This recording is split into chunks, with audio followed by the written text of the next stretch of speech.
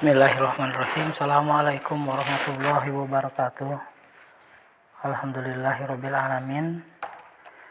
Puji dan syukur hanya milik Allah Subhanahu wa taala, Tuhan sekalian alam, yang Maha menguasai, Maha memberi, Maha segalanya. Mudah-mudahan Allah Subhanahu wa taala memberikan banyak kenikmatan kepada kita sampai hari ini ya. Alhamdulillah. Salawat dan salam semoga tercurahkan kepada Nabi besar Muhammad sallallahu alaihi wasallam. Oke, baik anak-anak sekalian yang soleh dan solehah, bagaimana kabarnya di pagi hari ini? Alhamdulillah, luar biasa, sukses, Allahu Akbar. Alhamdulillah, Bapak harapkan semoga kita semua dalam keadaan sehat walafiat, masih bisa belajar kembali ya anak-anak sekalian. Tak lupa kita sampaikan salawat dan salam kepada Nabi besar Muhammad Sallallahu Alaihi Wasallam. Mudah-mudahan kita semua termasuk menjadi pengikutnya yang setia sampai akhir kiamat. Amin ya Allah ya Rabbal alamin. Oke, baik anak-anak sekalian yang soleh dan solehah, insya Allah hari ini kita akan belajar kembali. Jadi silakan kalian siapkan buku paketnya, tema 4, dibuka pembelajaran ke-1 halaman 29 ya. Baik. Seperti biasa, supaya berkah, kita awali belajar kita dengan membaca doa terlebih dahulu. Bismillahirrahmanirrahim. Rabbi zidni ilma warzuqni fahma birahmatika ya arhamar rahimin. Ya. Ayo membaca telaah. Ayo membaca teks di bawah ini dengan cermat, garis bawahi kalimat yang berupa saran ya. Baik. Ali adalah anak yang rajin di kelasnya. Ali selalu belajar di sekolah dengan baik. Ali selalu memperhatikan penjelasan guru dengan baik. Setiap ulangan, Ali selalu mendapatkan nilai yang tinggi. Ali dikenal sebagai anak yang pintar. Apakah kamu ingin menjadi anak pintar seperti Ali? Tentu jawabannya adalah pengen sekali ya. Apa yang menyebabkan Ali menjadi anak yang pintar? Tanda tanya. Agar menjadi anak yang pintar membutuhkan usaha dan kerja keras. Setiap hari kamu harus belajar di sekolah dengan baik. Ya, karena saat ini kita sedang menghadapi pandemi, maka belajarnya untuk sementara di rumah dulu ya. Nah, belajar di rumah pun sama. Itu situasinya seperti di sekolah sama ya. Jadi tidak ada perbedaan sebenarnya. Cuman hanya pindah tempat saja.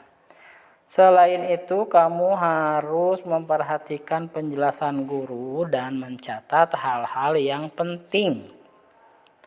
Jika ada tugas dari guru, kerjakanlah dengan sebaik-baiknya dan tepat waktu. Apabila ada materi yang belum diketahui, bertanyalah kepada guru dengan sopan. Oke, baik anak-anak sekalian, itu tadi tentang kondisi belajar di sekolah ya. Insya Allah kita akan kembali lagi belajar di sekolah seperti biasa. Untuk saat ini masih belum bisa ya. Nah, anak sekalian, tentu untuk menjadi anak yang pintar itu harus berusaha ya. Tidak ada pintar dengan sendirinya. Apalagi kita ingin pintar tapi tidak berusaha, maka itu sebuah kemustahilan atau kesia-siaan.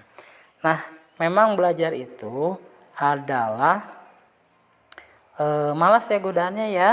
Ya, karena memang selalu dibisikin sama setan. Kalau kata setan, ya nggak usah belajar lah, capek ya. Belajar itu membutuhkan pengorbanan, mending main aja, mending main game, enak kan?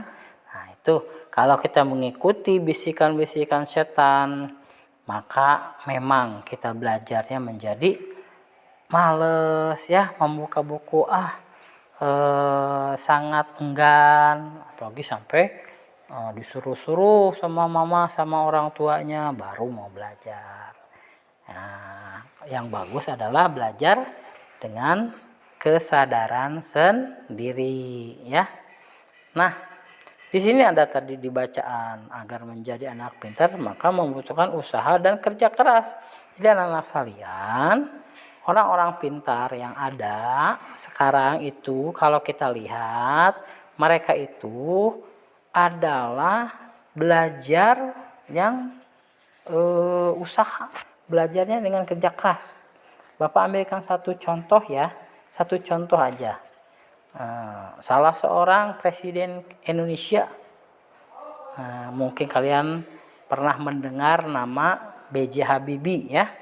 Nah, B.J. Habibie itu subhanallah, ketika seumuran kalian maka dia itu paling sangat suka sekali membaca ya, membaca buku. Jadi kemana-mana waktu luang diisi dengan membaca buku. Apakah nggak main Pak? Tetap main ya, tapi porsi mainnya itu lebih sedikit daripada belajarnya. Jadi belajarnya itu Bapak baca ya sedikit di sejarah Bapak Presiden B.J. Habibie ini. Ketika kecil baca buku itu bisa sampai 6 jam. Oh subhanallah ya. Oh begitu hebat, sehingga tak heran Bapak B.J. Habibie itu dia mendapatkan beasiswa, mendapatkan kemudahan belajar, terus bisa belajar ke Jerman ya, akhirnya menjadi seorang profesor di bidang perkapalan dan akhirnya menjadi presiden ya. Nah, ternyata Allah juga akan membalas apa yang diusahakan oleh kita. Jadi kalau kitanya males, kalau kitanya santai-santai saja ya, maka balasannya juga seperti itu ya. Kita harus seperti Rasulullah, seperti para sahabat, belajar terus ya, karena kata Rasulullah belajar itu tidak ada batasnya sebenarnya.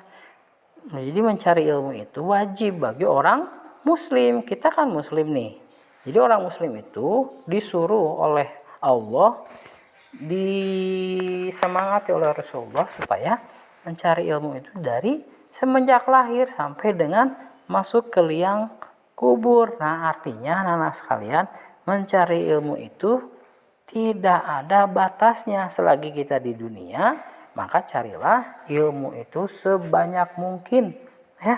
Nah jadi anak sekalian, kalau kita masih sebagai siswa kelas 3, maka minimal ya, paling sedikit kalian harus sering membaca buku tema atau buku paket yang sudah ada pada diri kalian ya. Bapak yakin semuanya sudah dapat buku. Jadi tinggal kemauannya aja, dibuka bukunya. Ya, jangan sampai bosen. Kalau ada tugas itu dikerjakan ya. Nah, jadi harus kerja keras ya. Nah, kalau misalkan kerja keras itu maksudnya gimana? Ya misalkan kita suruh baca buku seperti itu ya. Kalau bisa diisi tuh latihan-latihannya di buku paketnya ya. Insya Allah nanti jika Bapak ketahuan nanti ya, yang rajin, yang kerja keras, berarti semua bukunya itu diisi. Wah, berarti nanti juga akan mendapatkan balasan atau nilai yang bagus dari guru ya. Nah, apalagi sih yang harus dikerjakan? Nah, selain itu kamu harus memperhatikan penjelasan guru dan mencatat hal-hal yang penting. Insya Allah sebelum belajar juga sering Bapak kemukakan ya, atau dijelaskan dulu seperti itu ya.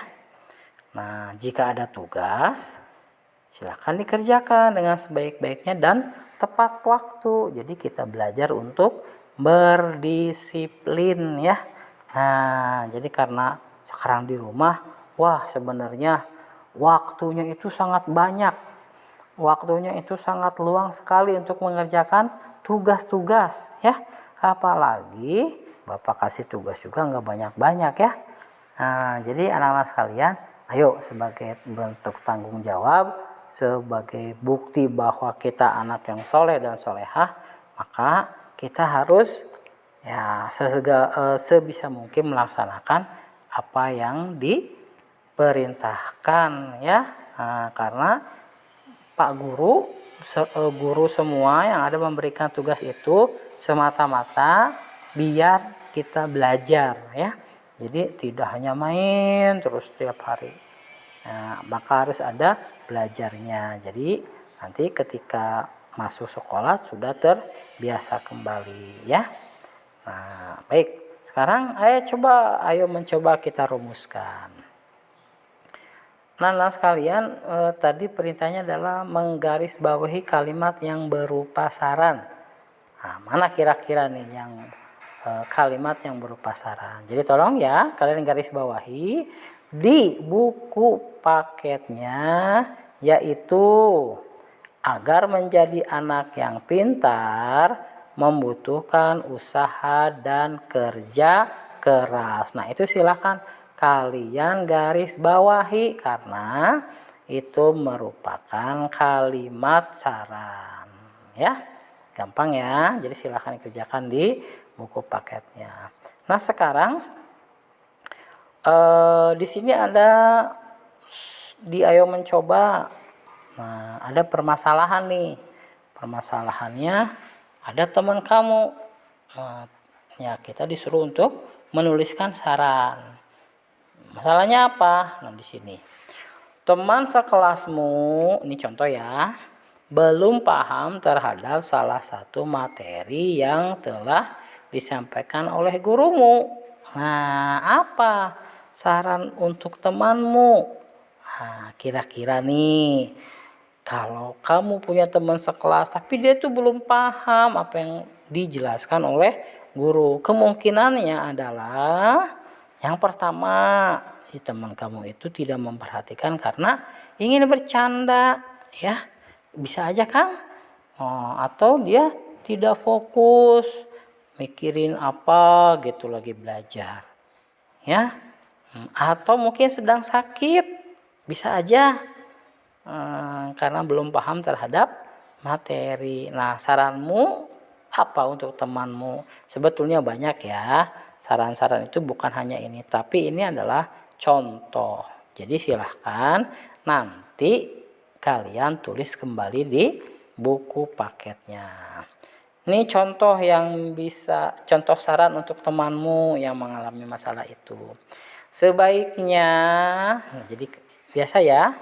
Jadi diulang kembali untuk saran itu memakai kata sebaiknya atau seharusnya. Jadi itu adalah lebih sopan untuk memberikan saran kepada teman.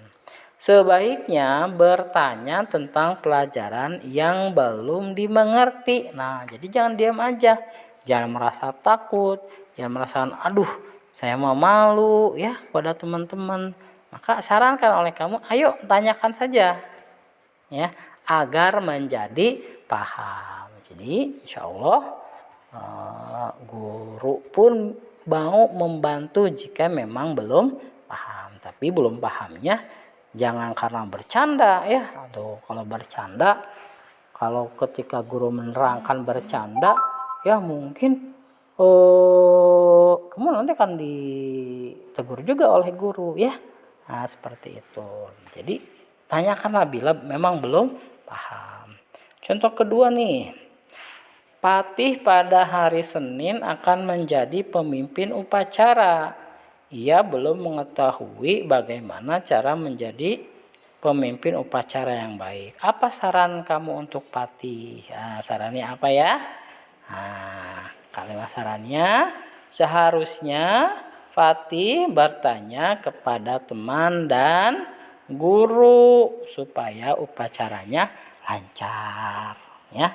Nah, itu contoh kalimat-kalimat saran ya yang bisa disampaikan kepada teman kalian. Baik ya. Nanti insya Allah akan disambung kembali. Bapak cukupkan materi ini hari ini, nanti kita akan lanjut kembali. Terima kasih atas perhatiannya. Assalamualaikum warahmatullahi wabarakatuh.